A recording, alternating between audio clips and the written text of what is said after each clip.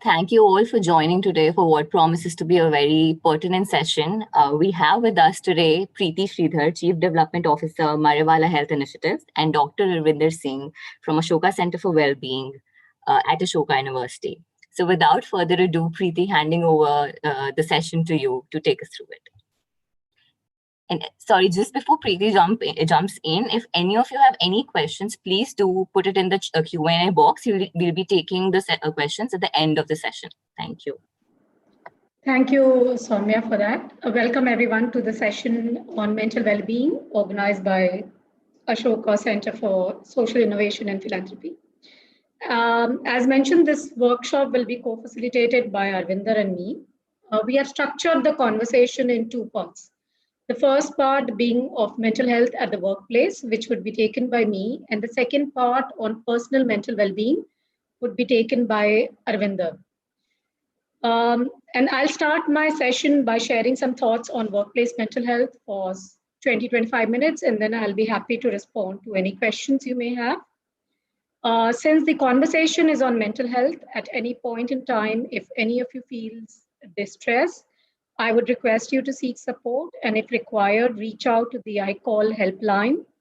I would request Soumya to share that in the chat box. Mental health is a topic that has gained a lot of conversational points in the last few months. Individuals as well as organizations are talking about it much more than, say, 8 to 10 months ago. However, most conversations tend to hover around anxiety and depression. And I would like to step back a little and start with what is mental health, then go on to share what is mental health at the workplace. When we talk about mental health, there are many ways to look at it.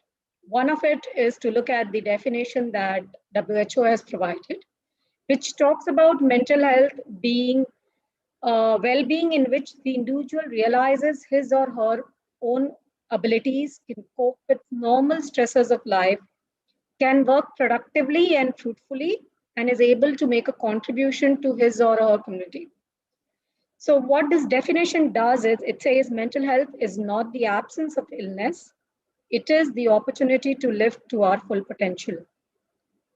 The other way to look at it is from a psychosocial perspective and say that factors that impact mental well-being include not just how an individual is able to think, have emotions, behaviors, or interacts with others, but also it gets impacted by social, cultural, economic, political, and environmental factors, which could be national policies, living standards, working conditions, community support.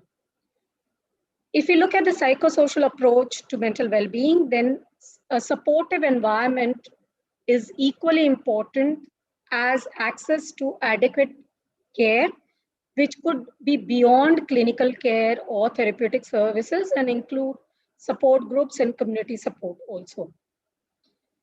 The third way to look at mental health is to look at it from a perspective of a spectrum, where on one hand, we have mental well-being, then we have stress, distress, diagnosis, and disability.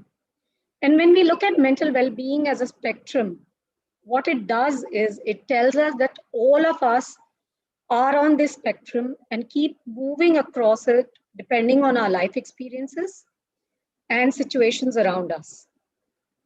If we take this understanding of mental health, it also challenges two myths of mental health.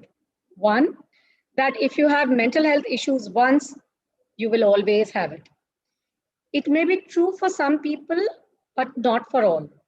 The other thing it does is challenge the myth that only some people have mental health issues.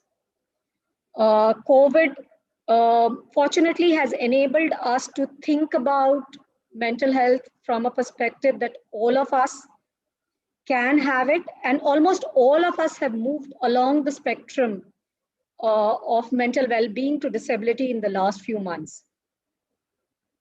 Now, when we look at mental health from a psychosocial approach, and we say that the mental health of an individual is impacted by the environment, Then if you look at the workplace as an environment, then the individual experiences it at three levels. First, at the sector or the ecosystem level.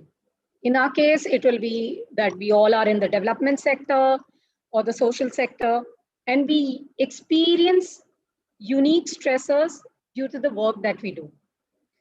The second environment that the individual experiences is the organization that they work in.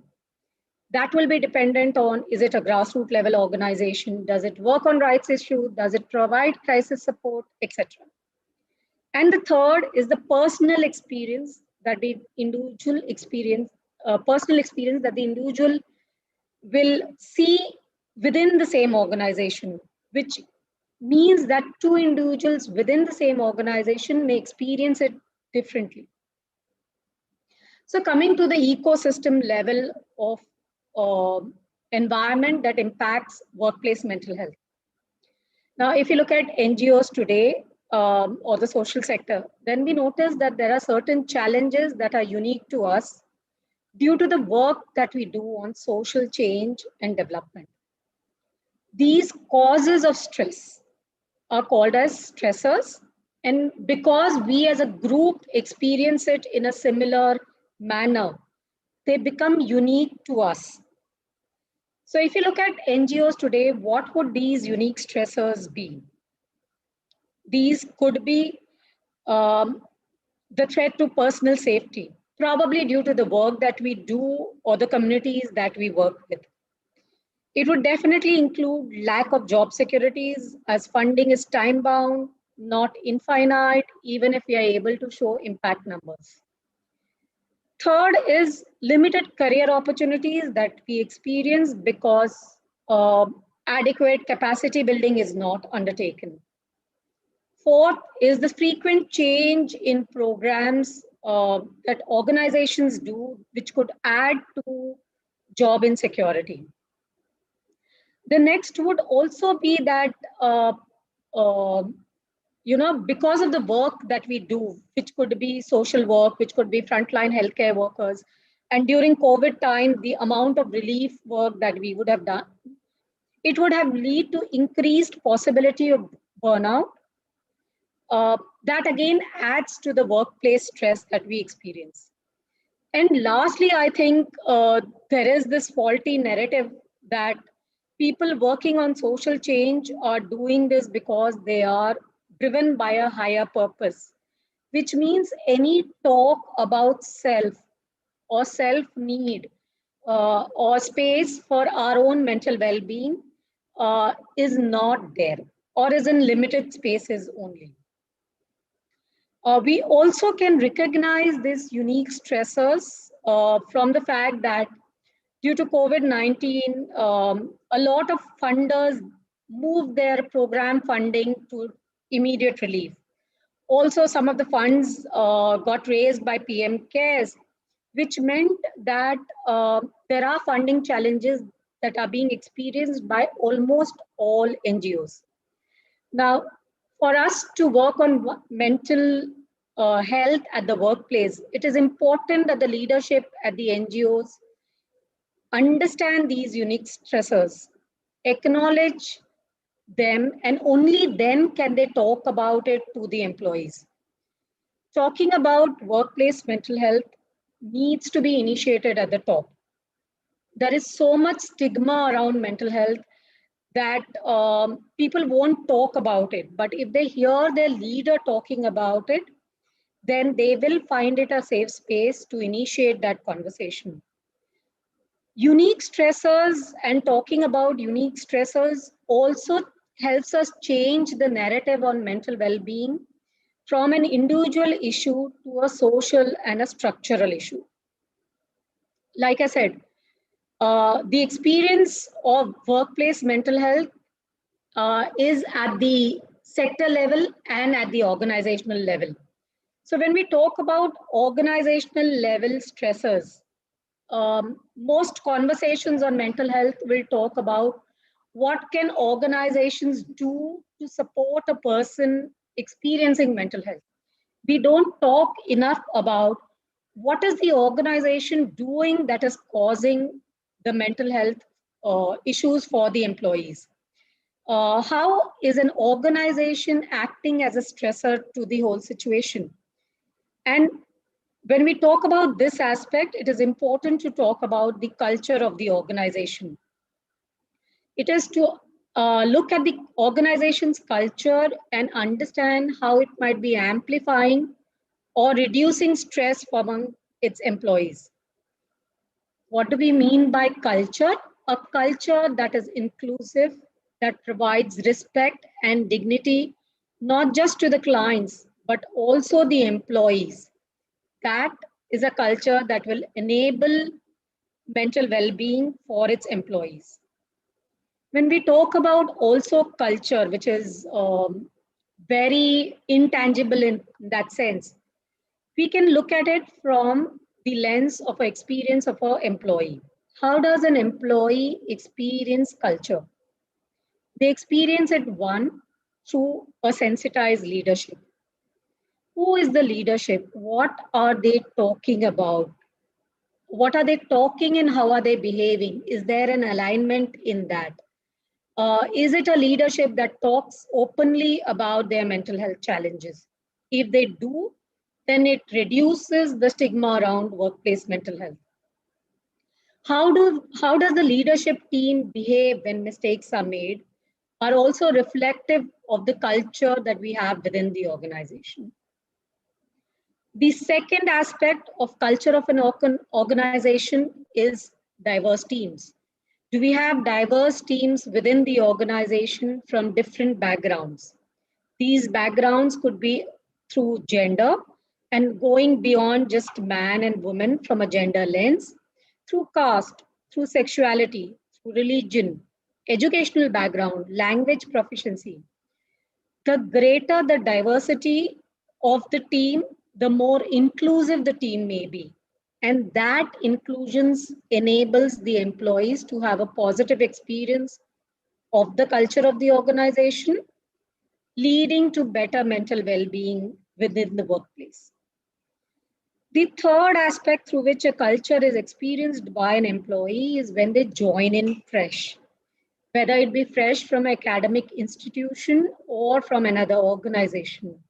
What was their experience when they joined in? Did they find the team cooperative? Was there a onboarding process? Was there a buddy or a mentor allocated to it? Again, when we join a new place, we tend to experience a lot of stress. Having a good onboarding process reduces that stress, leading again to a better workplace mental health. And fourth experience of culture of an organization is great policies. These policies could be wide ranging. What has been the hiring policy of the organization? Has it been transparent? Does it provide for equitable opportunities for people to get hired? What has been the performance management system?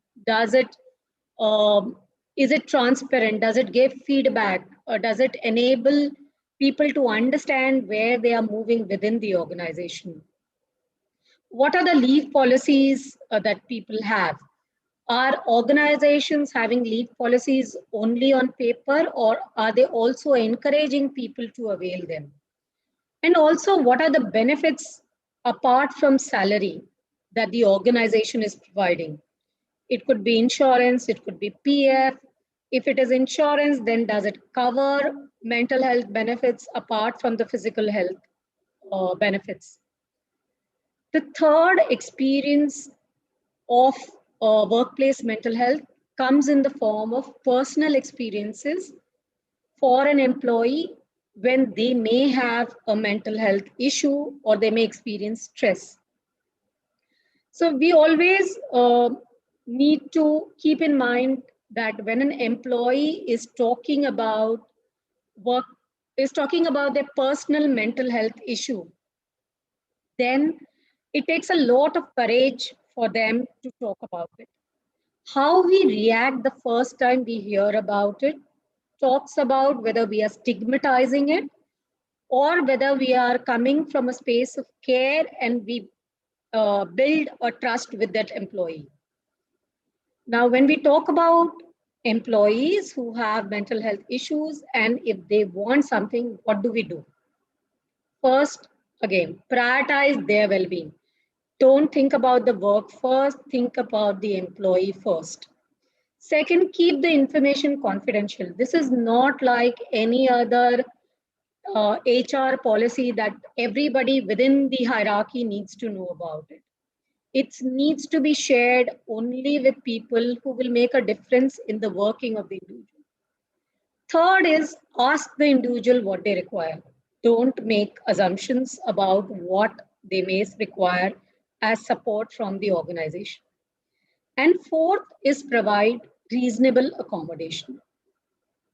Reasonable accommodation means that organizations provide flexibilities to an employee, and the employee in turn shows equal responsibility and accountability towards their work. So, how do we as organizations provide reasonable accommodation? Now, it could be first through defined policies. Policies like flexible working hours, sabbatical options, short-term loans for emergency situations, bereavement leaves, etc. Second, could be there could be employees who may seek to have a role change as the role itself may be leading to some amount of stress. So can we accommodate that request of the employee? It could also mean that we provide access to employees to uh, avail of counseling services in such a manner that the organization does not come to know who spoke and what did they speak about.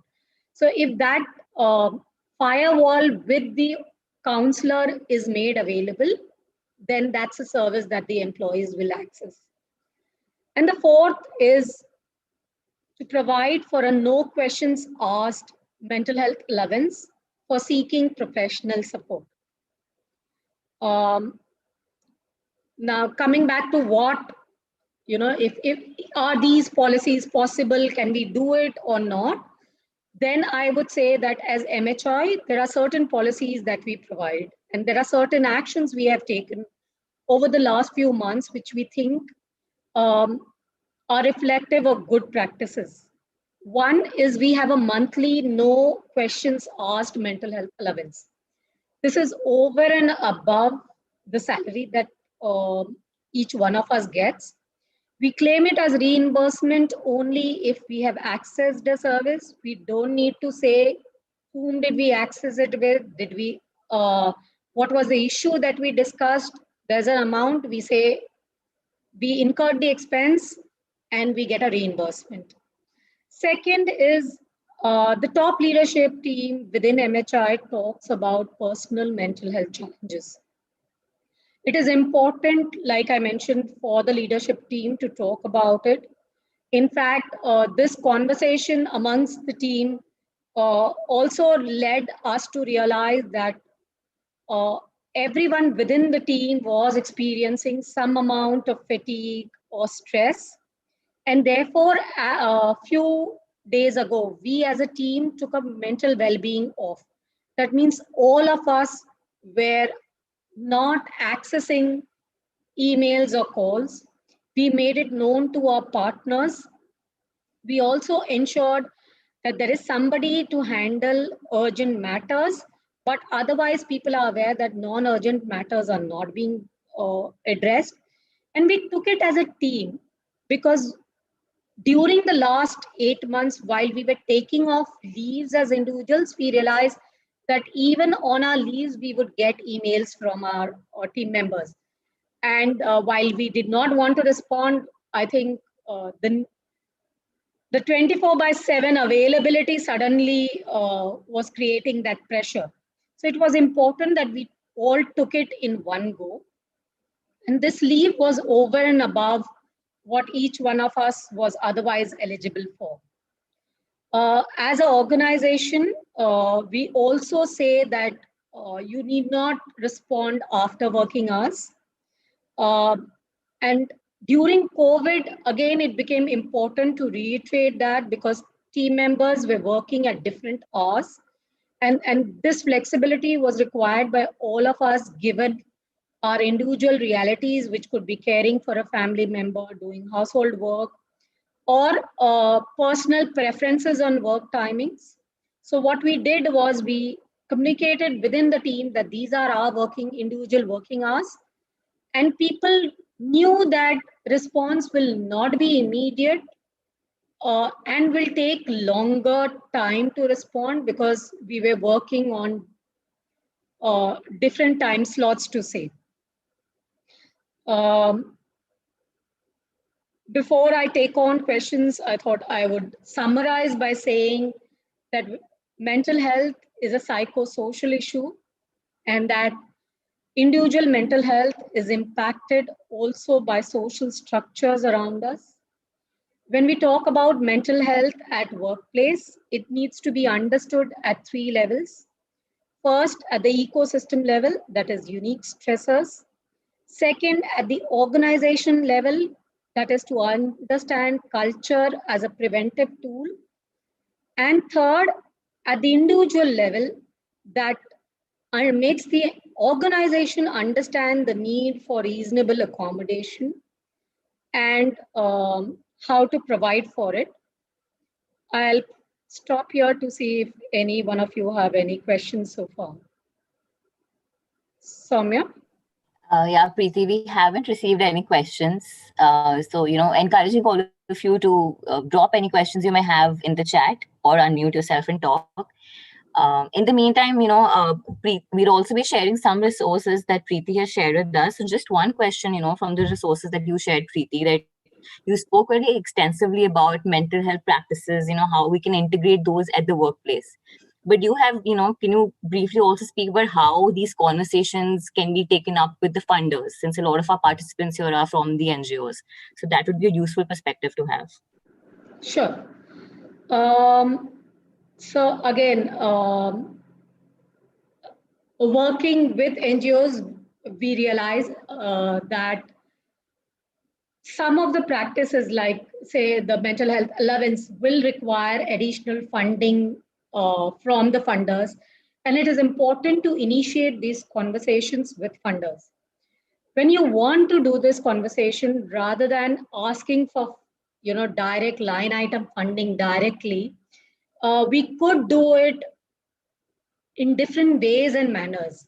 One is to talk about it in terms of what were your experience as an NGO in terms of the grant making process and how it led to some stress that the NGO would have experienced. Most funders are open to feedback on grant making process, and since you are an existing grantee, it would be easier for you to take this as a conversational topic, saying that grant making process by itself can be stressful for the NGOs. When you take up this conversation, you are actually working at the ecosystem level and working on reducing the unique stressors for all NGOs. The second is, again, at the ecosystem level, could be to start negotiating on interactions with funders that lead to more stress. So one is a grant making, definitely. The second stage where we see a lot of negotiation can happen is at the monitoring and evaluation process. Can we work with the funders to ask them if they could accommodate flexibilities that will benefit the organization in terms of better processes, reducing stress, and at the same time may be easy for the funder to accommodate. So for example, if you have multiple funders, can you ask that the reporting cycle for each one of them be made similar? So it could be calendar quarters or any other dates that works for all of them. What it will do is it will reduce the amount of time that you spend on collating the data, and it will also enable people to plan better their work, thereby reducing the stress. The third is, I think, when funders talk about what are the risks that the organization has. If there is, due to the ecosystem level stressors, there is more stress being experienced at the organizational level, then I would encourage the leadership team at NGOs to talk about this with their funders, to talk about mental well-being as a risk that they will need to manage, and that the funders will need to support by providing flexibilities and or financial support.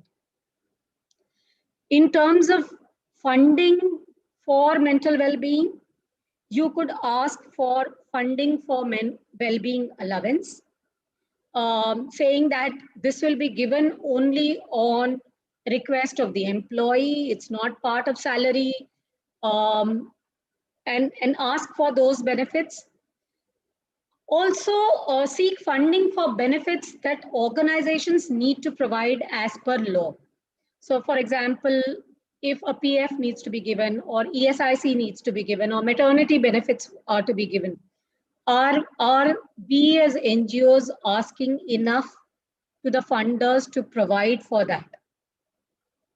Third is ask for benefits, which could be in the nature of, say, insurance policies. Can you ask your funders for health and life insurance policies? Link it to the type of work that you do. If there's a So if you are in the physical health space and you have a lot of frontline healthcare workers, can you ask them for insurance, given that the community workers are exposed to health risk themselves, right? So can you ask for those? I would encourage you to look at what are the benefits that the funders are giving their employees, and see if those are benefits that you can ask for your team. It's easier for a funder to give benefits to a partner organization which they already have in terms of practice for their own employees. And lastly, ask for staff welfare budgets. These could be activities that you have planned, which will enable the staff to have better interpersonal relationships, for the staff to know about what's the a long-term strategy or vision of the organization, uh, and to de-stress themselves. So ask for these from your funders. And of course, as MHI, we would be happy to talk to any funder that you want to reach out, who is currently funding you or is planning to fund you. We can, if you do the connection for us, we would be happy to have a conversation with them on both why is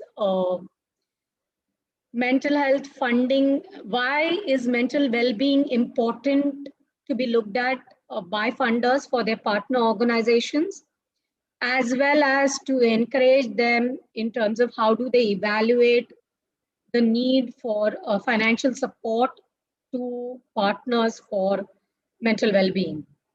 So yeah, I think we can share our email ID and you can write to us. We'll be happy to do that conversation with any funder.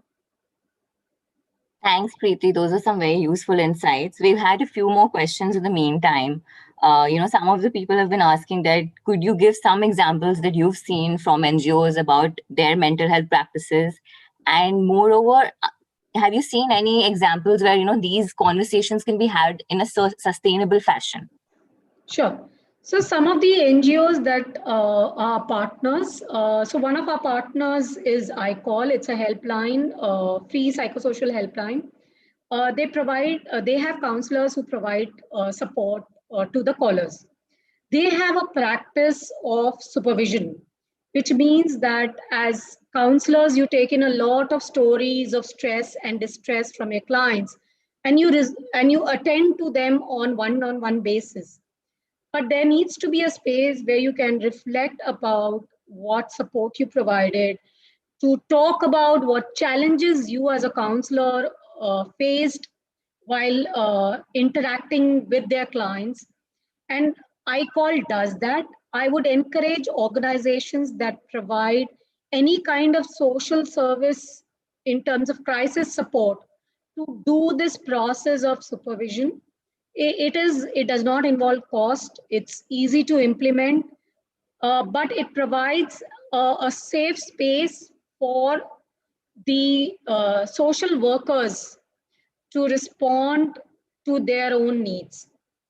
The second is our partner Sneha, which works with adolescent youth and also with women who have experienced violence, domestic violence.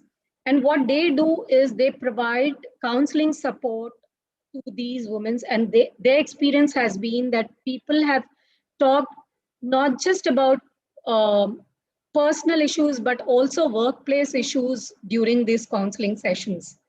So this is also something that can be helpful.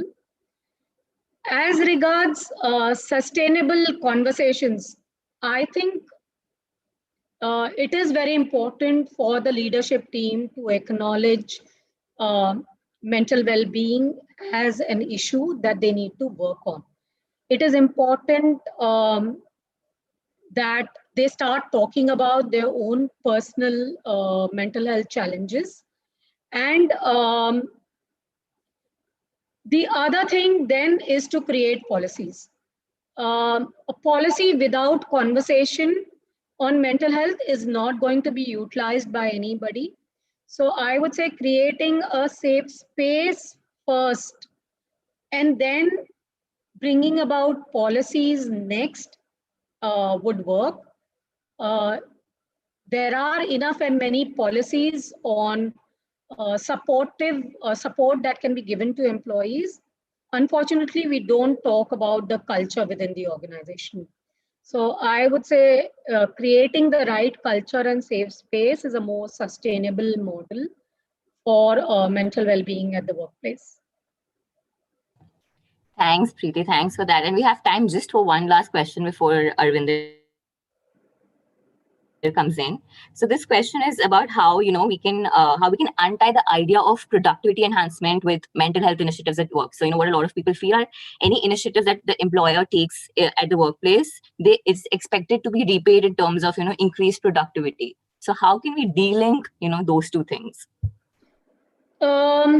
I think it is important for us here to, understand that workplace itself is a cause for, can be a cause for low productivity or errors that may happen. And therefore, if we can work on, how do I say, if we can work on creating an environment that looks at quality of work rather than productivity, that will be more important. It is also important that we have a mental health friendly workplace, because that will enable people who are experiencing mental health to find a space where they can work without any additional stress, because stress can be caused in my personal space as well as professional space. So in the professional space, if I can create an environment that recognizes that stress can be experienced by all of us, that recognizes that it is temporary, and recognizes that organizations can be a cause for the stress as well as a supportive environment would be beneficial. It also helps to, yeah, I think I'll leave it at that for now. Thank you, Preeti. Thank you so much for sharing your insights with us. I'm sure a lot of the attendees also found it useful. Now I invite Dr. Arvinder to begin the next half of the session.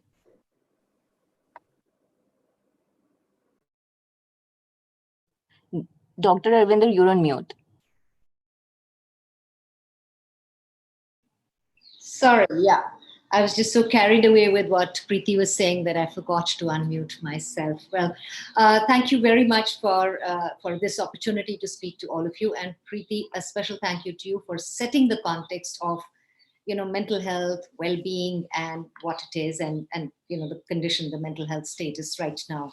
So I'm going to talk basically about, since we're talking about the individual level, I mean, yes, we talk about the organization, we talk about, how it supports, how policies are important, but the thrust of what I'm going to talk about today is basically understanding and looking at what's happening to me.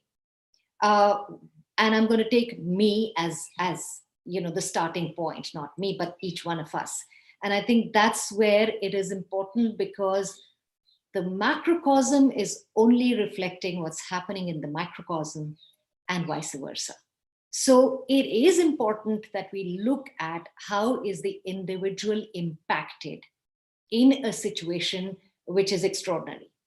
I mean, if I were to really quickly start with some of the dominant emotions that people have been experiencing in the last 6 or 8 months, can people just very quickly respond to that? You can unmute and say that one word of the emotion that you've been experiencing, and all emotions are fine, so it's all answers are correct. Can I have quick 5 responses to that, please?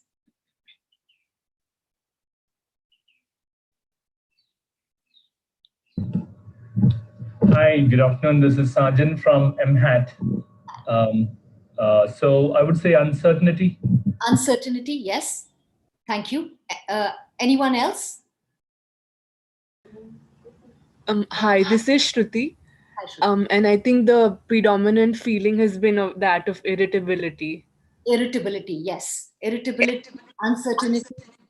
Someone else? Anxiety. Anxiety. Someone else? Very quick, one more. Could be anything. It could be the same. It doesn't matter. It's your emotion. It doesn't have to be a different one. Yes, Paris?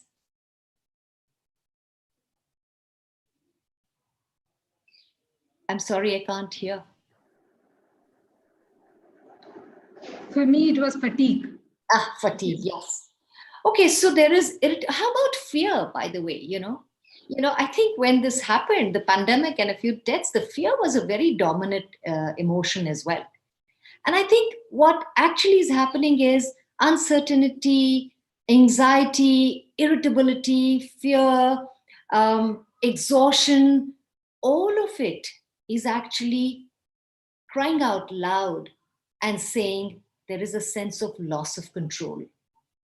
Because we don't know what this pandemic is, I have no control, right? If I have a headache, I have a control in the sense I know that I'll pop a pill and I'll be fine, right? With this pandemic, nobody knows. How it's going to impact, how this virus is going to impact one from the other, no one can tell. Who's going to survive, who's going to not survive? Very hard to tell. Do you have a comorbidity? Okay, it makes you more vulnerable. Yes, but then still there are so many cases that are still unexplained. So there's a very vast sense of loss of control.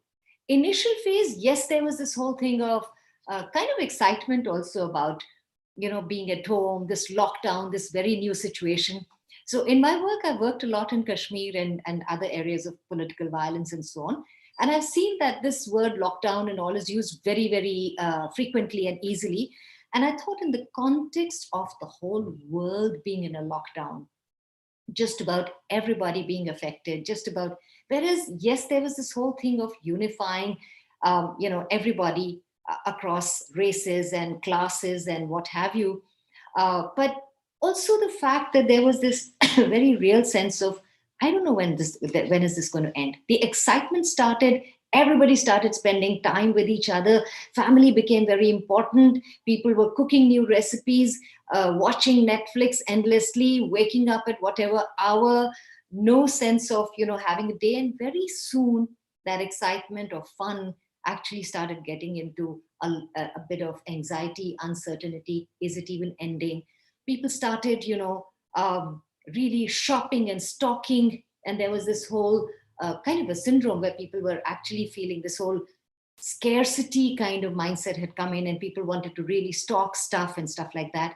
All that came from a sense of loss of control, and people were trying to get control in whichever way they could, even if it meant let's stock rations for 3 months. At least I'll have food on the table.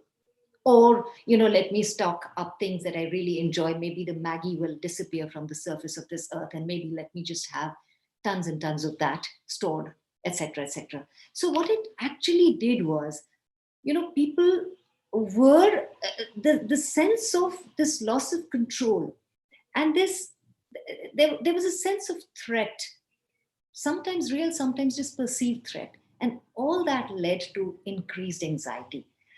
Yes, it's been established that it's a, mental health, everybody's on a spectrum, and it's health. I mean, we're not talking about the illnesses and the sicknesses and so on and so forth. It's a spectrum. You could be anywhere.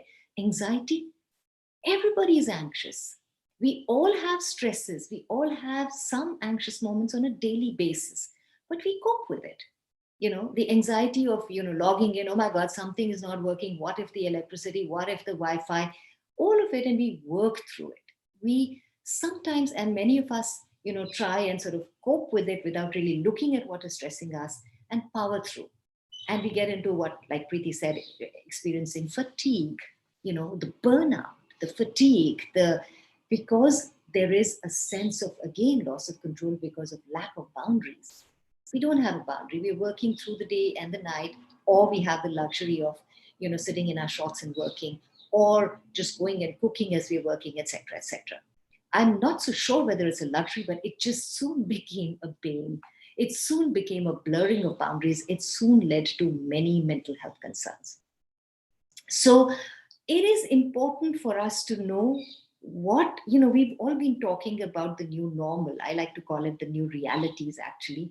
I really don't know what normal is, because it just is so different and so dynamic and so shifting and so, dynamic for each one of us, that I'd really like to say that these new realities, whether it's working from home and what it brings with itself, or temporary unemployment for some, or, reduced or delayed or no salaries for some people, also the added burden of homeschooling of children for those of us who have children, the lack of physical contact, psychological impact of that, not being able to touch, not being able to hug, being constantly worried, especially when you have elderly parents, or family members, or family members with comorbidities. It's a very scary kind of space to be in. Also, the spaces, like I'm talking about space, so I'd say the spaces, the boundaries that are traversed, not just the physical, but emotional as well. Too many of us are occupying the same space. Nobody's leaving the home to go to work. All this does have an impact on the sense, or on our mental health and the sense of well-being. I'm glad that the word well-being is used, because these mental health concerns are actually, they are unlike the physical health. They are just unseen, not visible, and therefore many times, they go unnoticed. They're also unspoken because of the stigma that surrounds it. They're sometimes even ignored, because you don't even understand whether I need help for something like this. When do I know that I need help? When does it become from a positive mental health to something that needs attention? When does stress change into something that I need more attention to? And when these issues are untreated or unattended to, in a sense, we're also denying a life of dignity to a person who's going through that. So, so these are some of the things which are there on absolutely in our faces. And I think it's high time we looked at it and we sort of acknowledged that it isn't something that happens to someone out there, but it is something that's happening to each one of us. And what has happened is that because of the pandemic, people, like I said, anxiety is common. Everybody goes through it. We go through these moments on a daily basis, or a weekly, or many often times.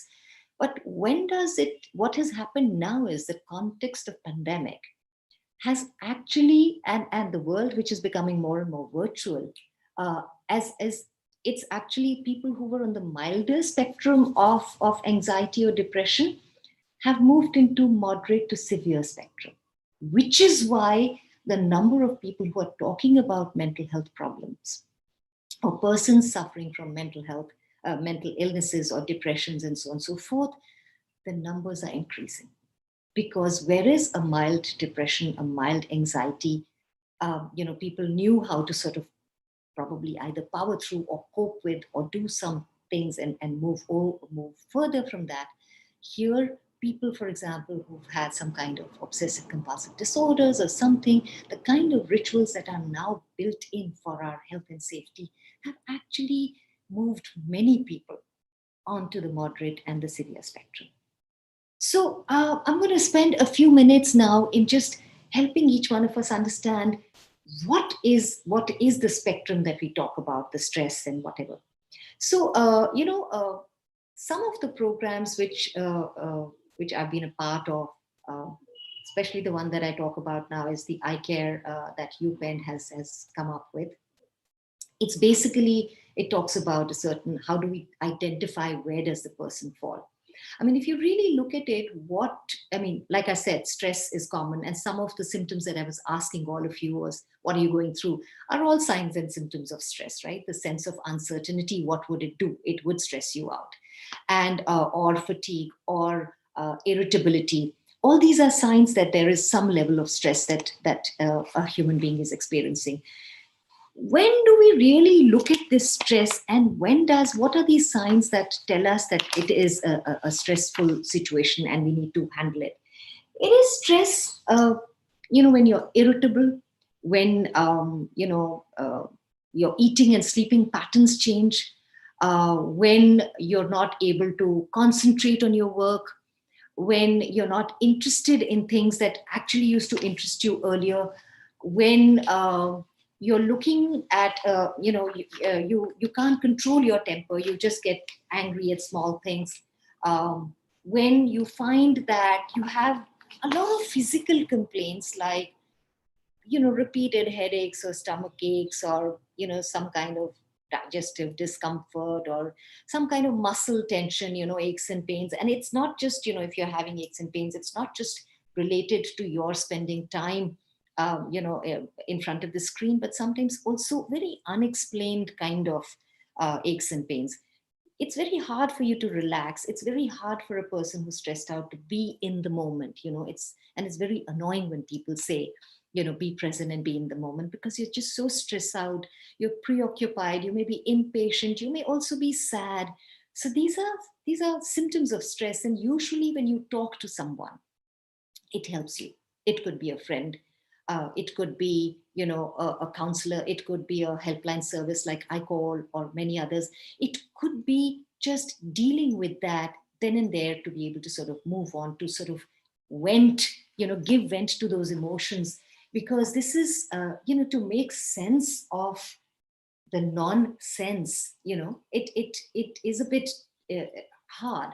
And at the first level, just talking to someone helps. Dealing with that stress by just venting, by just sort of also indulging in some kind of self-care practices helps. I'll get into that in a bit. But if you don't handle this stress, and this continues for about 2 weeks or more, you moved in the spectrum from stress to distress. And what would be the signs of distress then? Of course, one, that this is prolonged. One, the fact that, for about 2 weeks or more, your eating, sleeping patterns have been, very, very awry. You've not been able to sleep. You're not interested in your food. If you're someone who exercises, you haven't exercised for 2 weeks or more. There's no routine. Again, your emotionality, there's lack of emotional control or regulation. You're irritable, or maybe, your usage of, you've started abusing substance, or the usage has increased. It could be multiple absences from work. It could be very intense emotions like rage, intense anxiety, to the extent of you feel paralyzed and you can't work, feelings of loneliness, hopelessness, maybe reference to suicide, or, philosophizing about suicide or death and dying. What's the point living? What's it all about? Significant weight change. You may either gain a lot of weight or lose weight drastically. We all know about stress eating and binge eating, right? There could have been triggers like upsetting events. COVID has taught us that, I'm sure most of us sitting here have heard of someone dying. The number of suicides has increased during this period. So somewhere, someone linked, you may have heard of somebody just ending it all because, like I said, the depression, the anxiety has increased. People from mild and moderate have moved into severe. And that's what then it triggers. And people actually feel so hopeless and helpless that they want to end it all. They want to end their misery by committing suicide. There's concern expressed by others. So these are some of the signs that if you're going through or someone close to you is going through, this means it's moved from stress to distress. How do we handle distress? Yes, you need professional help. You need professional counseling, therapy, in some cases, psychiatric help, etc. So, or even talking to someone on the helpline who can then guide you further on what kind of help you can seek, what kind of professional they can refer you to professionals and services available. And what happens if you don't take care of this distress and it prolongs? If the distress prolongs for a period, it results into a crisis. And the crisis, yes, would mean it's not just the thought of suicide. It's like you may have, there may be attempts or there may be very direct statements about suicide. There may be extreme emotion, again, like uncontrollable rage, like, literally hitting someone or something, uncontrollable anxiety, like panic attacks. There may be inability to communicate, your speech may get garbled, you may be not making any sense. There may be lack of contact with reality, like kind of a psychotic breakdown and maybe bizarre talking. Maybe you're pacing through the night and sleeping all day. People may be experiencing or re-experiencing trauma. So that is a sign that it's a crisis. And if somebody has had any kind of previous suicide attempts, they are high on the spectrum of crisis, because then, it's already there in your repertoire. And therefore the possibility would increase. And I'm just not only talking about suicide, but it also, the homicidal threats or attempts may also come up. And people, who have aggressive or emotional or impulsive tendencies, or people who have easy access to legal methods, or people who have a history of alcohol and substance abuse, they become even more vulnerable, and they are a lot more on the crisis spectrum. So the spectrum is stress, distress, and crisis. It's important for me to put it out here because each one of you, we have to build this narrative. We've been talking about the culture and how do we create the culture? We start with the self. Even your car, the ignition is also called the self, right? So your car also doesn't start without the ignition, the self. So we cannot have a culture till we focus on the self, not just the individual self, ours, but also the self of the others around us. So it is important that building an organization culture should cater to that self, which means don't wait for someone else out there to have a policy, and that's when you get something. And by which I'm a big advocate of policies, because till that happens, we don't really get forward. But I'm just saying that when we start building a narrative for ourselves and people around us, we also help and push the organizations into making or bringing or suggesting policies, that are helpful, that sort of respect and honor mental health. Not just destigmatizing. We need to respect and honor well-being. We need to respect positive mental health. We need to open spaces for talking about problems if there are in the area of any kind of mental health concern. I'm quickly now going to move to what is it that you actually can do, and I'll also definitely keep it open for questions a lot more than can even go a little bit more if the time permits. But what can you do? First of all, become aware. What I did about the spectrum, stress, distress, crisis, is just very quick awareness building. Become aware of your own emotions. When in a group I'm talking and people say, oh, you know what, I'm pretty settled, I'm excited, I'm actually loving it, I'm very grateful that this has come. I'm like, yes, that's wonderful. But what is the initial emotion? Did you experience any anxiety? And when people talk about no anxiety, no fear, nothing, I am just handling it, I just know how to do it, my concern goes there. And I just say, here is total denial of emotion or being ignorant, perhaps, not realizing that something is happening. So those are a little bit of, for me, concern points. I make people talk till they get in touch with that some emotion that they may have experienced. Look, we all have sublimated into it. Many of us have used our workspaces to actually deal with this. We've gotten into new hobbies, we've gotten into meeting new people or connecting differently and so on and so forth. But that has been a coping mechanism. It's not been, and yes, we see it as a gift and so on and so forth. Good for you if you see that. But it is always important to acknowledge, yes, I'm feeling the fear. Yes, I'm anxious. Yes, this uncertainty is annoying. Yes, I'm irritated. It does not mean that it is, you're high on the spectrum. But to say it's not there is a cause for concern. So become aware of your own emotions, because when you do that, then you will also be able to identify something shifting in people around you. So it would be easier for you to, to sort of reach out to someone. People say, I don't want to go ask. People who are having difficulties in the area of mental health or having concerns, or people who are, contemplating suicide or are highly anxious, actually are very relieved when you walk up to them and just reach out and just ask how they're doing. Don't push, but just ask. If somebody shares their story with you, just listen without interrupting, judging, moralizing, or giving some solutions. Just listen. That's the best, that's the most wonderful gift that you can give to a person, because nobody really cares and listens. If you say something, somebody gives you their own experience, which doesn't help you.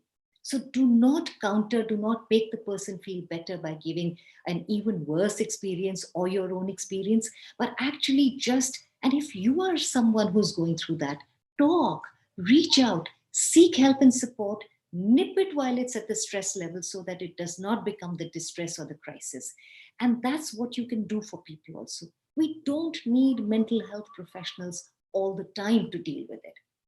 The first responder can be any one of you, and you don't need any major training for it. Just the compassionate heart that just walks to a person, asks, and if the person doesn't want to share, it's okay, move away. But let them know you're concerned. Just expressing your concern in the mildest and the most compassionate ways all people need. Sometimes just being by the side of a person is enough. That's all they need. And for your own self, have a routine. Eat, sleep, exercise, have a routine. Talk, connect with people, just reach out and just say hello. That smile just does the trick sometimes. Just checking out, expressing gratitude. Enough is talked in positive psychology about that. But the power of the subconscious mind is great. When you express gratitude, your subconscious mind is looking at what is working in your life.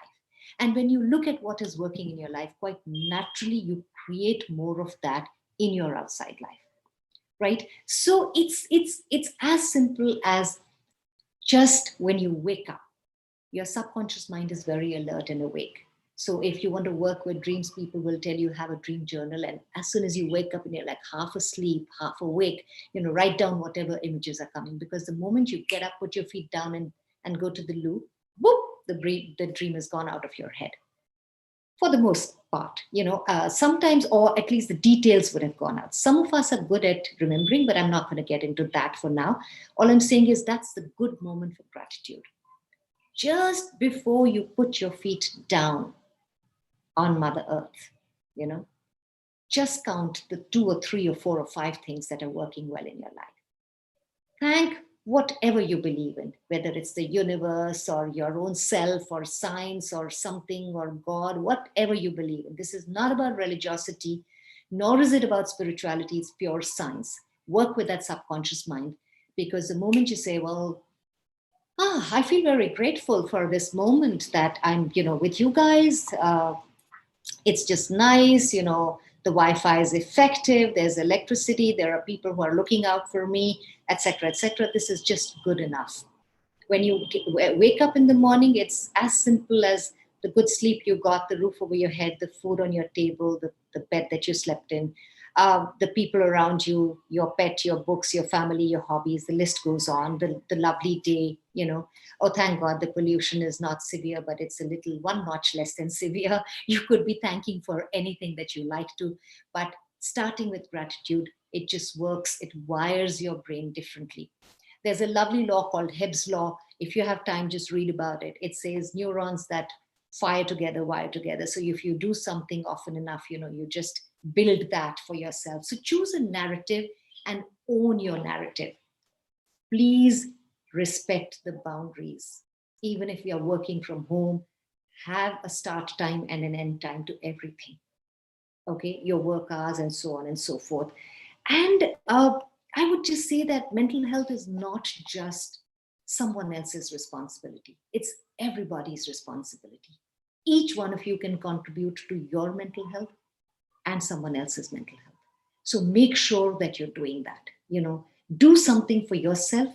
That self-care, it could be anything, whether it's a hobby, listening to a song, meditation, yoga, whatever practice makes your heart sing, brings that child in you alive, is a good self-care activity. It could be that adult coloring book that I'm sending to any of my friends who is quarantining or is tested positive. So rather than moping around, just sit and do that adult coloring. It just brings your attention to something else. Your anxiety comes down. It gives a natural flow of dopamines. It reduces your cortisol, so reduces your stress, kicks in some good hormones in you, makes you feel lighter, happier, and a more positive sense of well-being. So well-being is not just when you're not feeling well enough, but it's something that you need to do because it may not be urgent, but it's very important. We mostly, a large part of our day is spent so many times with just dealing with the here and now crisis. So if we can create even a little time and space for things that are not urgent but important.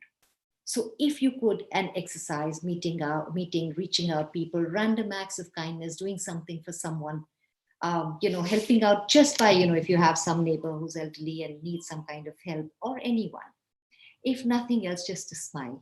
When you go somewhere, just to smile. It helps you, it helps the other person. There's this tiny bit of release of a dopamine, makes you feel good, makes the other person feel acknowledged and good, because that's the most normal, natural human need. And, so last but not the least, just talk, listen, reach out, build awareness, especially for the people who are silently suffering, who are just too scared to talk about it, who don't know who to talk to. You can be that person. So just don't hesitate, reach out and talk. This is how you will build a narrative, not just for yourself. So bridge the gap, the services available are very limited. People are reluctant, and you can be that person who just makes, that happen for one other person. And make sure you talk about it. Some of the practices that we use at Ashoka University are, somebody was asking about how do we make it sustainable. So we do things like we have a well-being day. So this opens up conversation. So it's not about, you're not feeling good, so let's just do it. But a well-being day is just generally, making it about someone else, doing something, saying thank you to people who are, so we have things like gratitude day, well-being day. Last Friday of the month is like half day me time. And that doesn't mean you leave early and you run away, but you do things. We also have, so it's a part of the calendar. And I understand that, that being a university, it's easier for us to probably sort of put it in the calendar and make it happen. But I don't see any reason why other places cannot do it. If if the HR departments can actually look into it and make sure that there are like 2 or 3 workshops during the year, which just remind people to sort of do something for themselves. It could be building insight. It could be, and I don't want it to be limited to a yoga session or, putting a few gym machines. With due respect to both the processes, I see that they work, but I want that let's not, limit mental health and well-being to just doing something either when you are anxious and not productive, or something that is just limited to a physical aspect of it. But just being, when we were Preeti and I were both talking about opening spaces, it's more like what I mean is open conversations around it, asking people how they're doing. And it's not just, and the policies will be defined by that. The policies is what people believe in. And it's a beautiful policy when about, this whole, the allowance that you get. So I think that's exactly what we need to do. So I know that I'm very passionate about mental health and well-being, and I could go, but I'm looking at the time, it's 5:15, 15 minutes. I would definitely like to open for question and answers if there are any. If not, then I will just carry on more. Thank you, Arvinder. Thank you for sharing a lot of tips and advice that a lot of us found useful. We've had a couple of questions. So starting with the first one here, which is how do we deal with perceived power-driven and realistically unequal relationships, such as parental, familial, and societal, in terms of emotional and mental and financial well-being? Sure. Great question. So, the first thing that I would like to sort of bring here is, what does that power dynamic do to you? So build your awareness first, because normally what happens is when there is a power dynamic, people tend to sort of react to that, So people react, whether it's, let's take parental, for example. So when there is a dynamic, and when it is power-driven relationship, you know that the person who is being driven in that relationship is feeling helpless, hopeless, powerless, probably a victim. And one of the ways that when you're feeling all of this is one of the ways of gaining power is by reacting. And the reaction could be being very angry, like a child who could just retaliate or be aggressive, or the parent who's feeling very helpless in front of this child who doesn't listen to what the parent has to say. It could be either or. There is that helplessness, and therefore it could lead to aggression. But what would be great at that point is first to understand, what am I experiencing and how do I want to express that? So responding rather than reacting, sometimes moving away to reflect. And if this is becoming like a huge problem where communication is totally stalling, seeking help for it. Because what is important is not to change the other person. Like I said, there's a loss of control there. That we can't change the other person, but what we have a control over is how we react to this power dynamic. When our reaction or response changes to it, the dynamic automatically changes. I hope that answers you. And this extrapolates everywhere. I just took one aspect, but it extrapolates financially and in all other fields as well. Thanks, Arvinder. We've had a question from one of our YouTube viewers. His question is, how can technology bring awareness in the public to not have, not let mental health be such a taboo topic? So it's like, various ways. Just the fact that when you talk about it, or people who are on social media, when they start posting messages, whether it's your Insta or wherever else, it's what I'm trying to say is, you build the narrative. So each one of you, whatever you want to do, when you start putting that out, you start using the social media to just tell people the most important messages. Please talk. Talking helps.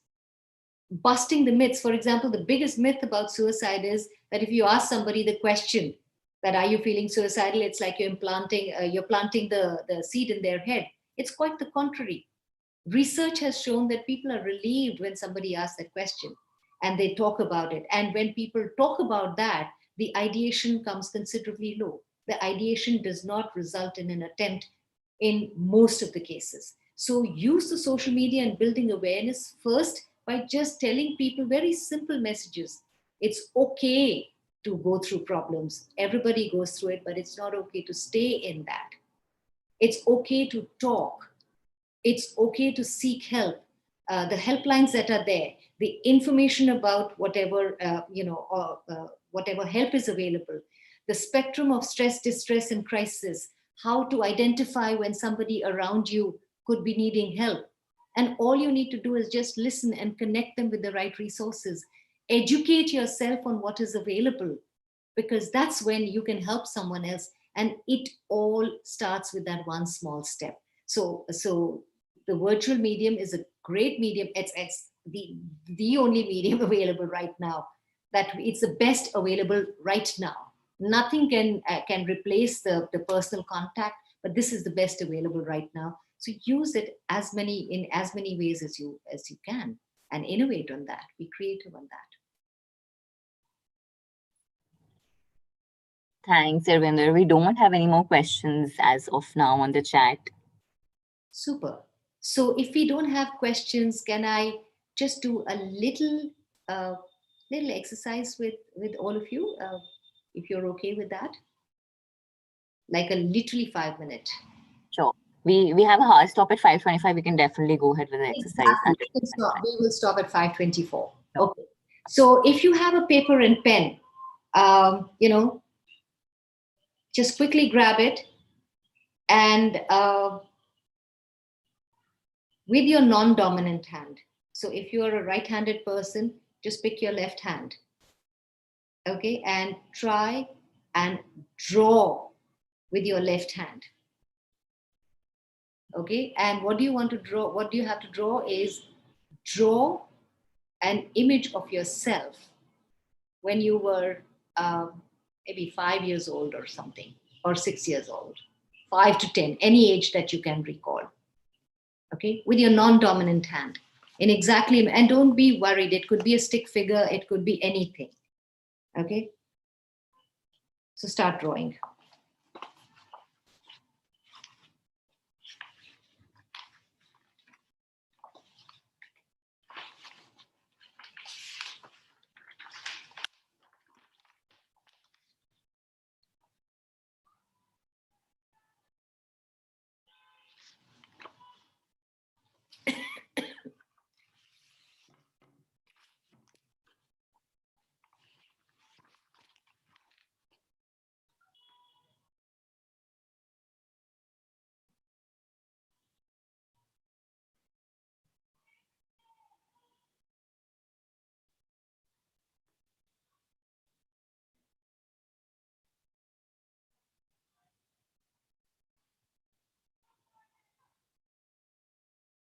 And if you can't think of that, think of any image that comes to your mind when you were that age, anything that you liked, draw that.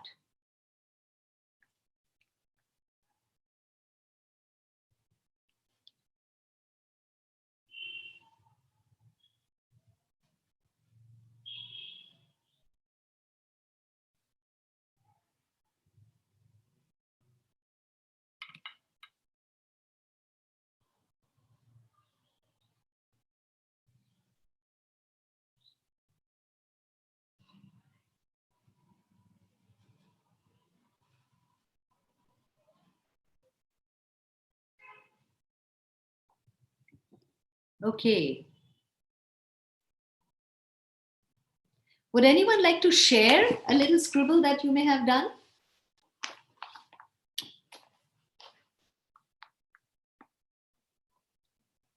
Anybody?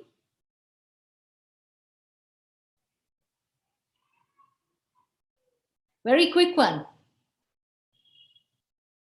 Sure. Can you just sort of move it a little forward? Yeah. Okay.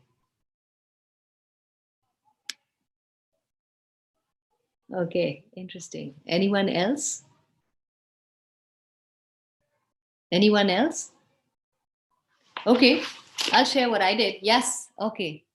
Sorry. Yeah. Yeah. Okay. All right. Okay. This is mine.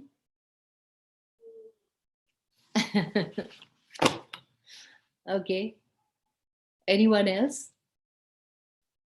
Okay, so enjoy doing that. So in the 30 seconds that I have, what you do with the non-dominant hand, why I made you do a non-dominant hand, is actually because then, when we do a dominant hand, the conscious mind just takes over and really wants to do the most perfect job. With the non-dominant hand, you give yourself the permission to actually be your own self, a little bit. Also, the inner, why I made you draw the child was, most of the time in stress situations, that inner child is kind of crying out for some kind of attention, which we don't usually give. So if you feel, anytime that you're stressed out, just play some nice, lovely music and just keep drawing with your non-dominant hand. It just immensely helps you. I don't have the time to get into how it helps you and what it does inside your brain, but do enjoy doing that. Thank you very much for this opportunity. CSIP, thank you so much for roping me in for this. I really enjoyed every moment. Thanks, Preeti. It was lovely doing the jugalbandi, as Gautam said, with you. And thank you, audience. It was absolutely lovely talking to you all and interesting questions. Thanks a lot. All the best. Go well, do well. Thanks. Thank you, Preeti. Thank you, Arvinder. Thank you.